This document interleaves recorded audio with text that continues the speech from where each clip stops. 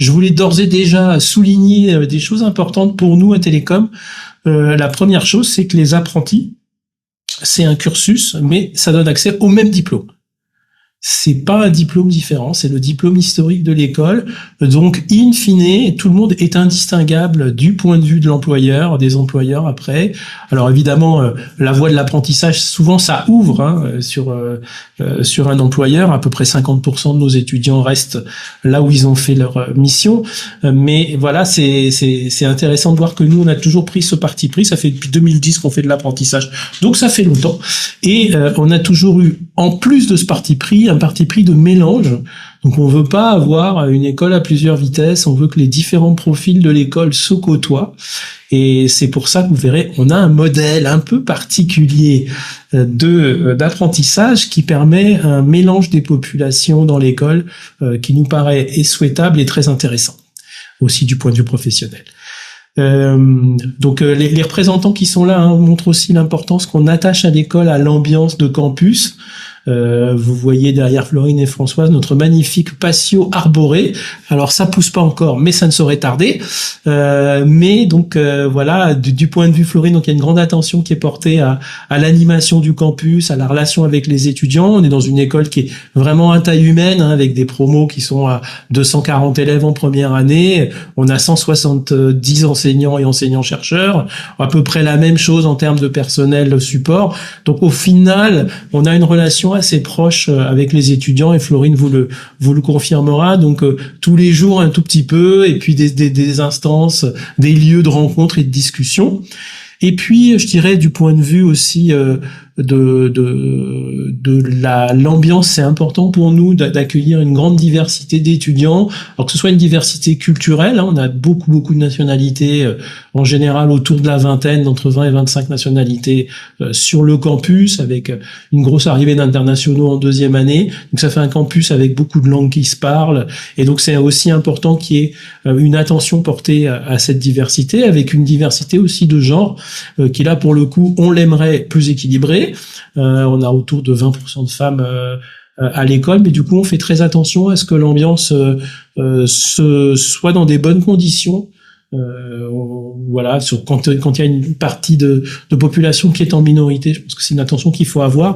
Et donc Françoise vous a parlé de son rôle qu'elle vous présentera de référent diversité égalité, et donc tout ça on l'a beaucoup développé, et on a comme on dit en bon français, un campus safe and inclusive. Voilà, c'est ce qu'on cherche à développer. Et maintenant, ce que je vais faire, c'est un peu une présentation. Donc vous n'hésitez pas, on n'est pas très nombreux, vous n'hésitez pas à mettre des petits mots directement sur le chat. Il y a plusieurs temps. Moi, je vais essayer de vous parler un peu de l'école. Qu'est-ce qu'on essaye de faire à l'école, où est notre positionnement, parce que ma conviction, c'est que ces présentations, on n'est pas là pour vendre l'école, je suis pas un représentant de commerce, je suis là pour vous aider dans votre orientation. Donc quelque part, ce que je vais essayer de faire, c'est de dire, dans une école comme Télécom, qu'est-ce que vous pouvez espérer, qu'est-ce que vous allez faire, quels sont le genre d'intérêt que vous devez cultiver si vous voulez être bien dans vos études à Télécom Paris. Donc c'est un peu ça le but. Donc ça, je vais présenter un peu l'école en tant qu'institut de recherche, en tant que bâtiment, en tant que formation. Et puis je parlerai un petit peu de la formation en apprentissage à l'école. Il y a quatre parcours qu'on a développés, et je ferai le suspense tout à l'heure, je finaliserai le suspense tout à l'heure. Combien j'ai de temps, Françoise? Rappelle-moi ça. Je suis pas très sûr de savoir. En général, c'est autour de la demi-heure, mais voilà. Oui, on dit une demi-heure, je pense que c'est bien. C'est bien une demi-heure, voilà. Alors, du coup, je vais vous partager quelques slides.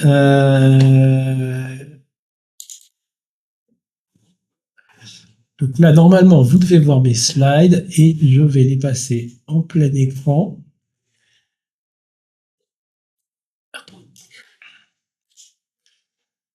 Voilà.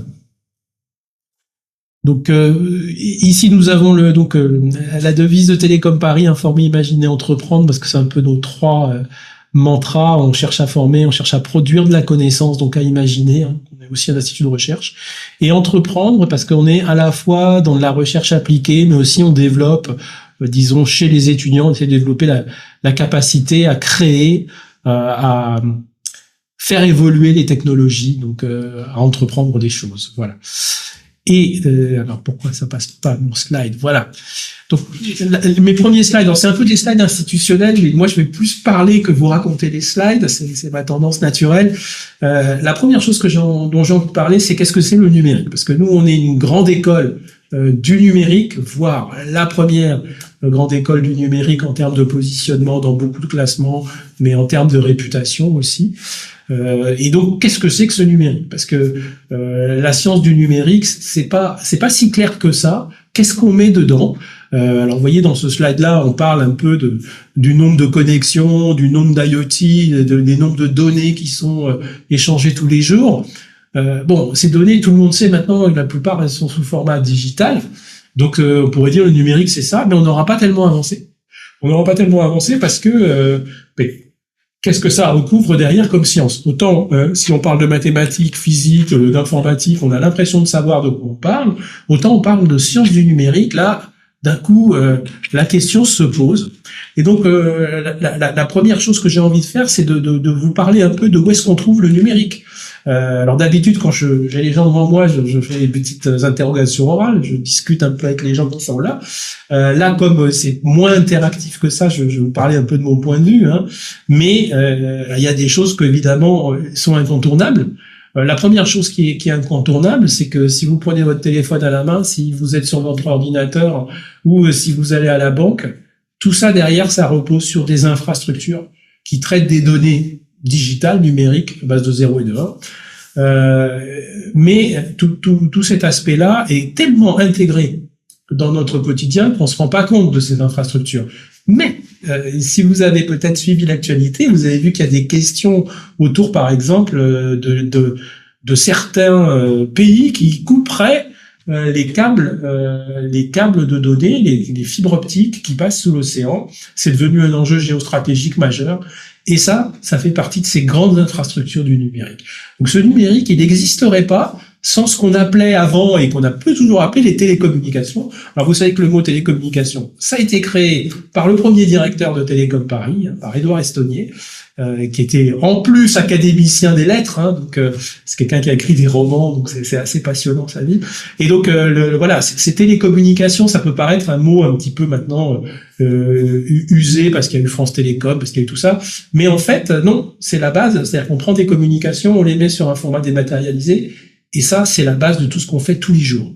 Et cet aspect-là, évidemment, ça va recouvrir, du coup, comme ça recouvre une grosse partie des échanges humains maintenant, les chiffres sont faramineux. Mais c'est un peu ça l'idée. Ça commence par les infrastructures, les fibres optiques, les réseaux. Donc, toutes ces choses-là, évidemment, ça fait partie des sciences du numérique. Après, dans les sciences du numérique qu'on connaît bien, parce qu'on entend en parler tous les jours, il y a évidemment l'intelligence artificielle. Alors, l'intelligence artificielle, là encore, beaucoup de choses sont dites, et souvent sans préciser le sens des mots. Moi, je vais vous donner deux points de repère un peu importants.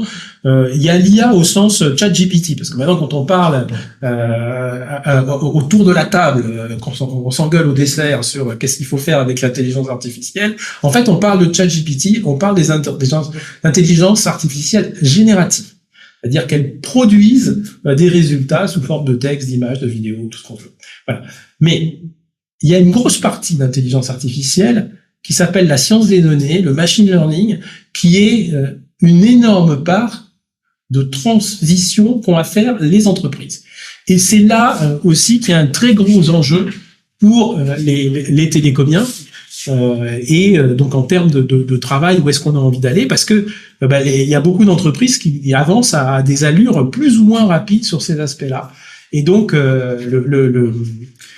la question du machine learning, de comment on traite les quantités faramineuses de données qu'ont les entreprises, c'est une vraie question. Il y a beaucoup d'entreprises qui sont prises dans des espèces de vertiges d'échelle, hein, c'est-à-dire qu'elles sont capables de collecter beaucoup de données, mais ces données, elles sont pas organisées, elles sont hétérogènes. Qu'est-ce qu'on applique dessus? Qu'est-ce qu'on veut obtenir comme résultat? Tout ça, eh bien, c'est des ingénieurs télécomiens, donc des ingénieurs du numérique, qui vont aider les entreprises à essayer de mieux comprendre leurs besoins et de développer les solutions et les architectures qui vont avec. Donc voilà un petit peu déjà deux points. Alors, dans les questions souveraines, j'ai un peu apporté les réseaux, mais évidemment, vous connaissez aussi toutes les questions liées à la cybersécurité. Là encore, c'est une vraie guerre. On se met au niveau mondial. Il y a des enjeux pour toute l'administration publique. Il y a un enjeu de protection avec les données.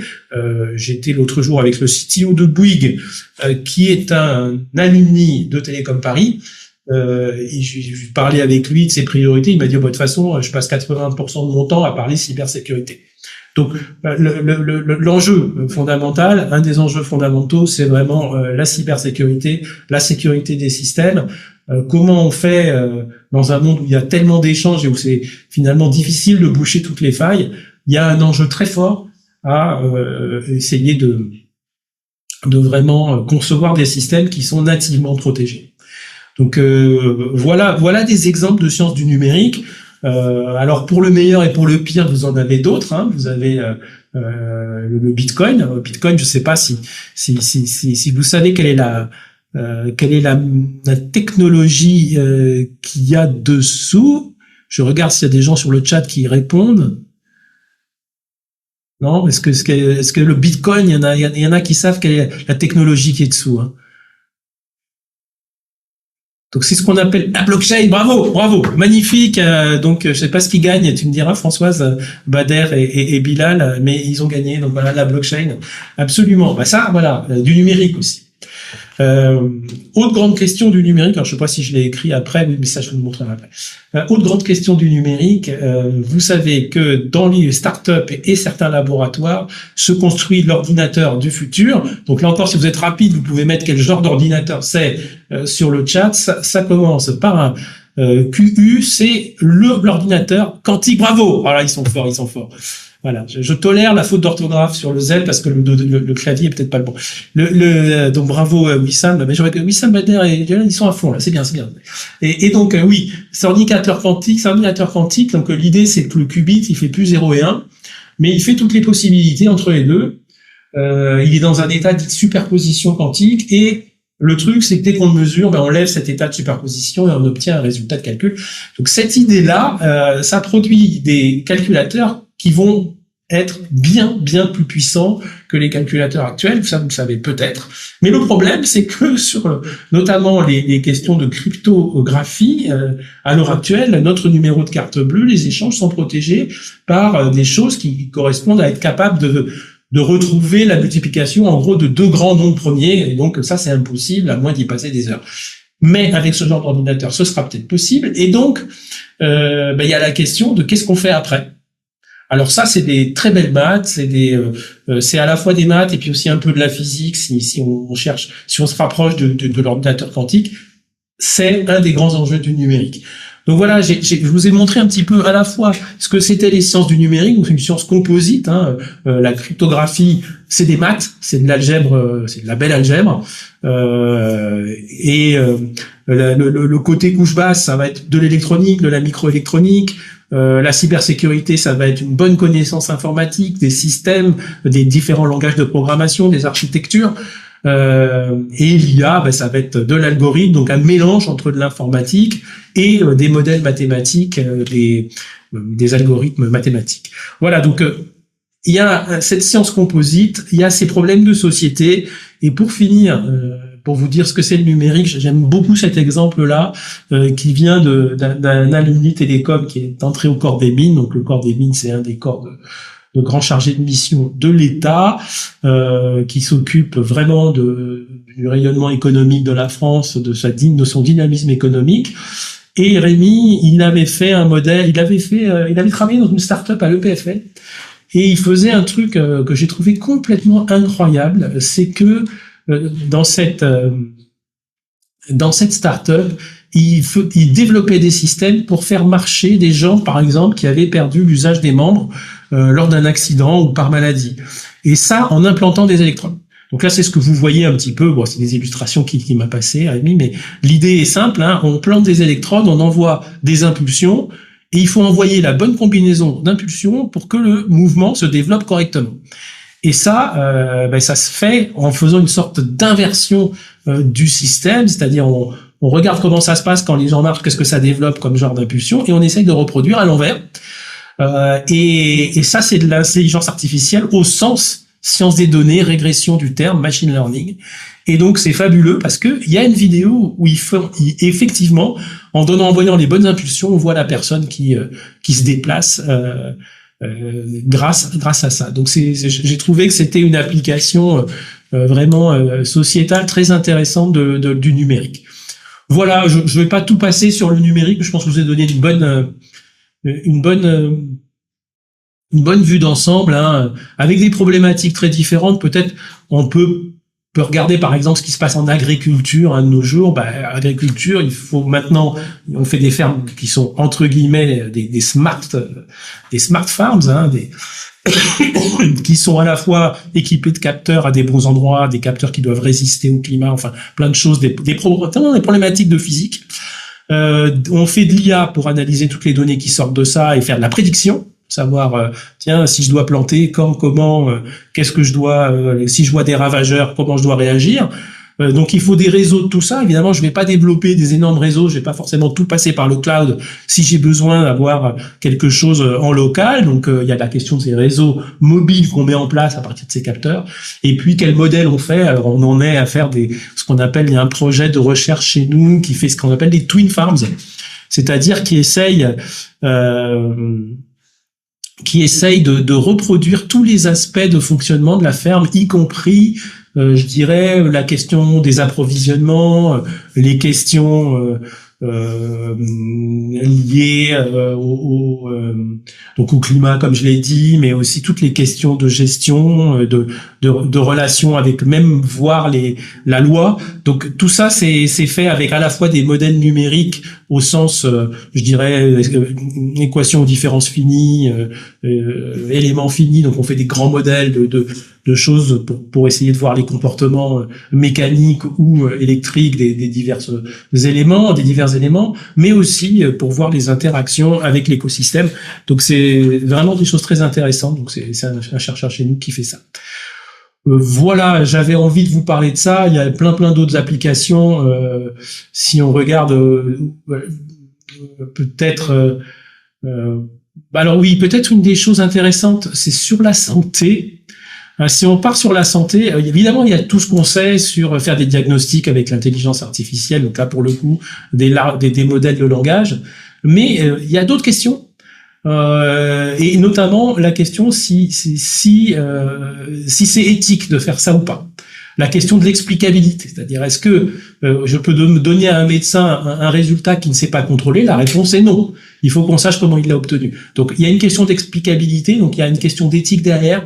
Donc ces aspects-là, on peut pas les enlever de la science du numérique. Donc dans les sciences composites, j'ai parlé des sciences dites dures, hein, parfois dites inhumaines versus les sciences humaines, c'est-à-dire les maths, la physique, l'informatique, l'électronique, voilà tout ça. Mais il y a besoin de connaissances sur tout ce qui est sciences humaines et sociales. Donc que ce soit la sociologie, quand on veut implanter un champ d'antenne, il faut en général aller voir un peu les acteurs locaux pour discuter, parce que sinon ils sont pas très contents. Il faut être capable de faire de l'explicabilité. Il y a les questions par exemple juridiques qui sont attaquées par l'IA aussi. Donc toutes ces questions-là, on les aborde, l'économie, la sociologie, l'éthique, dans la partie sciences humaines et sociales, auquel on consacre un bon moment dans la formation. Et peut-être que c'est un peu ça que j'ai envie de dire, mais je vous en reparlerai après, sur comment on se voit en tant que formation. Petite présentation, combien il me reste de temps? Combien ça fait de temps que je suis parti là? Tu me fais un signe quand je suis à 5 minutes. Hein. Il te reste un tout petit quart d'heure. Oh bah ça va, c'est large, c'est très large. On met tout petit. En plus, je vois qu'ils discutent sur le chat, c'est vachement bien. Oui, qu'est-ce qu'on est d'autres? Donc, je vous ai dit, alors c'est la plupart des grandes écoles à l'heure actuelle ne sont plus que des écoles. Les écoles, c'était vrai jusque dans les années 90. Maintenant, c'est beaucoup des centres de recherche. Et le rayonnement d'une école, c'est aussi le rayonnement de sa recherche. Et ça fait une grosse différence entre les écoles. Je trouve qu'à Télécom Paris, on a vraiment une recherche vraiment de pointe, c'est-à-dire qu'on a beaucoup de chercheurs qui rayonnent énormément, qui ont un très haut niveau scientifique. Donc, vous pouvez regarder leur profil sur Google Scholar si vous avez envie pour voir un peu quel genre de profil de recherche c'est. Mais voilà, donc très haut niveau scientifique. Donc ça vous garantit quand même que les gens qui vous enseignent, parce qu'ils enseignent dans la formation, hein, pratiquement tous, et à haute dose, notre formation elle est faite à, je dirais 90%, hein, 80-90%, c'est des enseignants-chercheurs de l'école. Donc vous êtes sûr que c'est des gens qui regardent un peu ce qui se fait à la pointe du savoir. Voilà. Donc ça c'est vraiment intéressant. On a beaucoup de labos avec les entreprises, on a beaucoup de chaires d'enseignement et recherche. Donc là encore, c'est une manière pour les entreprises, par du mécénat, de récupérer un peu de transfert technologique, d'avoir une vue un peu de faire de la veille en fait aussi sur ce qui se fait. Mais ça veut dire qu'on a beaucoup de relations avec les entreprises aussi via la recherche. On fait pas simplement une recherche amont, on fait aussi pas mal de recherche appliquée. Voilà, là j'ai mis à droite tous les axes stratégiques. Donc on retrouve tout ce dont on a parlé. C'est un peu le miroir. Hein. On avait l'enseignement, on retrouve en miroir la recherche.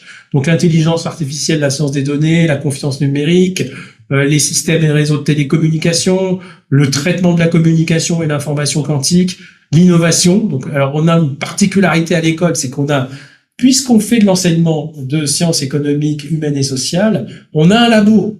Alors, contrairement à pas mal d'autres écoles qui font ça avec de la vacation, nous, on a un labo. On a un labo qui travaille sur des problématiques de sociologie, des problèmes d'économie. Et c'est pas un petit labo, hein, c'est pas mal de chercheurs en économie. On doit avoir 5 enseignants-chercheurs. Donc, c'est vraiment quand même des forces de recherche qui sont importantes. Alors, en plus, l'économie, ils sont un labo commun avec l'ENSAE, le CREST, donc des gens qui ont aussi beaucoup d'économistes. Donc, ça permet une grande dynamique. Et on a une particularité sur le design. On a toujours eu une question pour le numérique, qui est la question de l'usage. C'est-à-dire, on l'avait au début avec le côté un peu, je dirais, interface homme-machine. Quels sont les dispositifs qui nous permettent d'interagir avec la machine? Alors le plus simple, c'est peut-être la souris et l'écran, mais évidemment, il y en a beaucoup d'autres qui sont très intéressants par le mouvement, par plein de choses, par la voix. Voilà. Et tout ça, donc on avait ça. Mais évidemment, ça a donné après, ça s'est développé en design et ergonomie. Autrement dit, quand on développe un système numérique, il faut se poser nativement la question de l'UX, si on parle d'interface, et il faut se poser la question de qu'est-ce qu'on veut comme usage in fine de ce système. Donc voilà, on a un petit truc un peu particulier dans l'institut dans lequel on est, hein, qui s'appelle l'Institut Polytechnique de Paris, avec Polytechnique, l'ENSTA, l'ENSAE, l'EPON, qui c'est que j'ai oublié, et Télécom Sud Paris.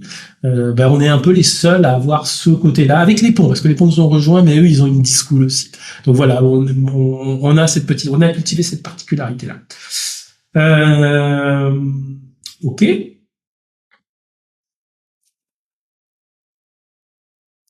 Alors, qu'est-ce que vous avez envie de devenir? Est-ce que vous voulez devenir un prix Nobel?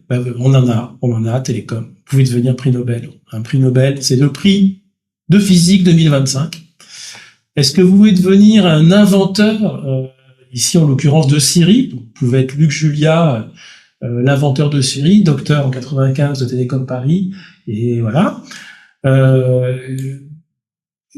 Pionnière de l'intelligence artificielle, Roselyne Poulse, qui a donné le nom à un de nos amphis. Arthur Mensch, qui est un alumni de Télécom. Alors évidemment, c'est un alumni de l'X et de Télécom. Hein. Parce que vous savez qu'on a en dernière année, on a des polytechniciens qui viennent et qui sont donc des X Télécom. Et puis après, il y a les start-upers, les créations. Alors on a la fondatrice de Litchi, mais on a aussi, qui sont pas sur cette planche, le fondateur de Uber, qui est Oscar Salazar, un ancien docteur télécom. On a un cofondateur de LinkedIn, Jean-Luc Vaillant, qui était un admis sur titre, d'ailleurs, Télécom Paris.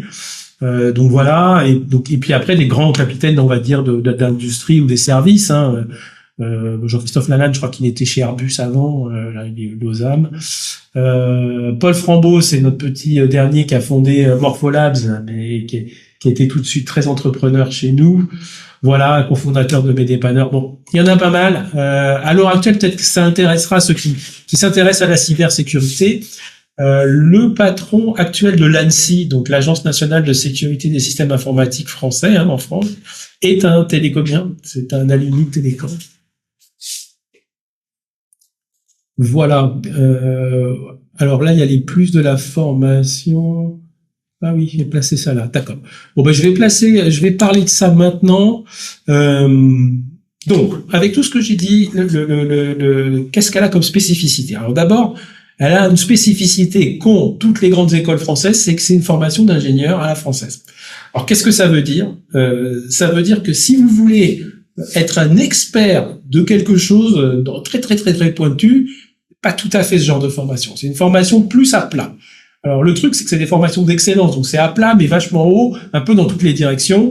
Pour les apprentis, c'est un tout petit peu différent parce qu'ils vont quand même aller dans un parcours, mais en fait c'est comme un peu les FIS, donc les étudiants, eux ils font des deux spécialités, les apprentis eux ils en font une sur 2 ans, enfin c'est un petit peu plus long mais ça ressemble quand même, et c'est un socle commun qui est quand même très large. Donc, comme je l'ai dit, qui va des maths, de la physique, la computer science, les sciences sociales et humaines. Donc, tout ça, c'est caractéristique d'un ingénieur à la française. Je crois qu'il faut pas se tromper là-dessus parce qu'il y a des étudiants, après ils arrivent, ils disent ouais, oh là là, on fait quand même beaucoup d'économie, ou alors on fait trop de transition sociale écologique. Oui, non, mais on est un ingénieur. Donc, on conçoit des systèmes d'un point de vue un petit peu holistique. On essaye de comprendre toutes les fonctionnement et toutes les interactions du système, toutes ces implications aussi, y compris économiques, humaines, et voilà. Donc ça c'est un peu la différence, la distinction entre une formation d'ingénieur à la française et ce qu'on peut trouver comme ingénieur ailleurs. Le grande caractéristique de Télécom, c'est qu'il y a beaucoup d'électifs. Bon, on n'est pas les seuls à faire ça, mais on a développé le système à un point qui est quand même très fort. On fait beaucoup de choix. Donc, vous aurez des choix sur qu'est-ce que vous voulez prendre comme lieu de droit, si vous voulez faire les droits du travail, ou plutôt du droit du numérique, vous pouvez choisir. Enfin, voilà. Et puis, la reconnaissance, je dirais, auprès des employeurs. Donc ça, c'est ce qu'on a un peu comme retour de ce qu'on appelle le conseil de perfectionnement. Donc, c'est une interface avec les employeurs, avec les entreprises, qui nous raconte un peu qu'est-ce qu'ils voient de l'école qu'on leur présente, et ce qui est important pour eux quand même avant tout, c'est la solidité technique. J'aime bien raconter la petite anecdote qui est que donc souvent ils disent oui mais quand même on aimerait bien qu'ils travaillent un peu plus les soft skills. Donc soft skills, c'est toutes les compétences transverses, communication, savoir-être, créativité, toutes ces choses là. Et donc on commence à discuter de ça, puis à un moment donné, moi je dis, alors qu'est-ce qu'on enlève pour mettre ça? Mais en fait, ils veulent rien enlever.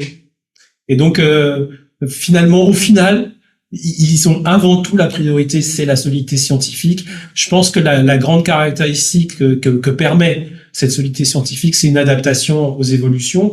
Or, dans le monde numérique, ça avance tellement vite, il faut être capable de s'adapter. Donc, c'est vraiment le fond du truc. On a une forte solidité scientifique, une base qui permet de voir arriver les nouveautés scientifiques et technologiques. Voilà. 5 minutes, ça te va? Ouais, ça me va très bien. Super. De toute façon, maintenant, je vais vous parler du cursus en alternance. Pourquoi est-ce qu'il est original? Il est original parce qu'on n'est pas beaucoup à l'avoir. Et en plus, et grâce à nous qu'il existe, la première fois qu'on l'a testé, on a dit, la CTI, donc la commission d'éthique d'ingénieurs, qui nous permet de délivrer le diplôme, a dit, bon, on va voir, on vous met sous statut expérimental et on verra ce que ça donne. Mais maintenant, tout est intégré. C'est connu comme le modèle FISEA, donc pour étudiants et apprentis. Donc la première chose que vous devez retenir de différence entre notre apprentissage et beaucoup d'autres apprentissages, c'est que c'est un apprentissage sur 2 ans, la 2e et 3e année du cycle ingénieur. La première, elle est sous statut étudiant et vous êtes mélangé dans les cours avec les autres. Il y en a quelques-uns qui sont un tout petit peu spécifiques, comme les cours de maths, parce que vous en avez fait quand même souvent beaucoup moins. Donc on fait un truc un peu spécifique pour le niveau. On fait aussi une école d'été pour essayer de vous préparer un peu à l'arrivée à Télécom dans ces matières un peu techniques. Mais voilà. Donc ça, c'est le truc que moi je veux que vous reteniez avant tout comme message. Le cursus, un cursus FISEA 1+2. Et les 2 dernières sont en alternance. Après, je vais aller très vite. Première année, c'est une année qui est très équilibrée, avec, vous voyez, des heures qui sont autour de la centaine, un peu plus, un peu moins, 147, entre la physique, Les maths, ça c'est ici. Ici c'est la physique. Ici c'est l'informatique. Les sciences humaines et sociales. Ici, sachant qu'on en fait aussi en 2A. Les projets autour de 130 heures. Voilà. Donc tout ça fait un cursus très équilibré en première année, avec 2 langues pour les apprentis en première année. Et puis un enseignement complet dédié aux transitions sociales et écologiques. Alors, on sait bien qu'en ce moment, ils font tout pour revenir sur la voiture électrique, sur tout ça. Donc, il y a un bashing de la transition sociale du DDRS qui est très fort dans la société. Point de vue à Télécom, c'est qu'on n'y échappera de toute façon pas. Et que, en particulier le numérique, même si ce n'est pas lui le premier consommateur de carbone, sa vitesse de croissance en termes de consommation et de carbone et de terres rares et de ressources, d'eau est très importante. Donc je pense que c'est vraiment important pour un ingénieur du numérique de se poser les questions maintenant pour qu'on puisse vivre dans un monde un tout petit peu soutenable par la suite. Et enfin, peut-être ce qui va vous intéresser, donc c'est les 4 parcours thématiques.